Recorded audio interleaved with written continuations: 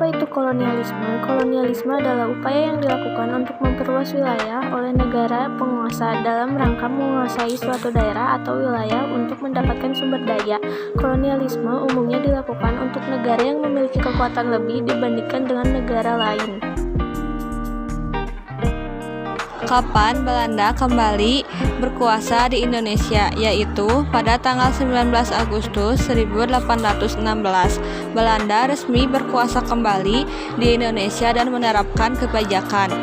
Setelah kembali ke tangan Belanda, Indonesia diperintahkan oleh badan baru yang diberi nama Komisaris Jenderal. Bagaimana? Yang pertama dengan cara monopoli perdagangan. Terjadi kegiatan monopoli yang dilakukan bangsa barat untuk menguasai perdagangan Indonesia. Lalu yang kedua dengan cara kerja paksa, sedangkan yang ketiga dengan sistem sewa tanah Raffles, lalu yang terakhir dengan cara tanam paksa. Apa sih tujuannya Belanda datang ke Indonesia?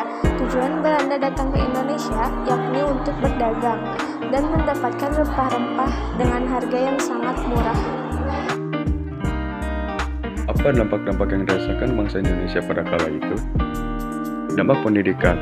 Munculnya golongan-golongan terpelajar di Indonesia dan juga bangsa Indonesia bisa membaca serta menulis sehingga dapat menjadi tenaga-tenaga kerja di perusahaan Belanda.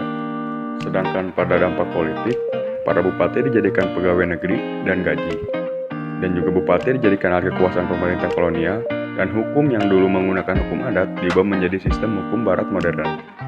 Sedangkan dampak sosial yang dirasakan, munculnya kelompok timur asing Eropa dan pribumi menjadi mobilitas sosial berupa transmigrasi untuk pemenuhan kebutuhan tenaga kerja, dan juga muncul golongan buruh dan majikan.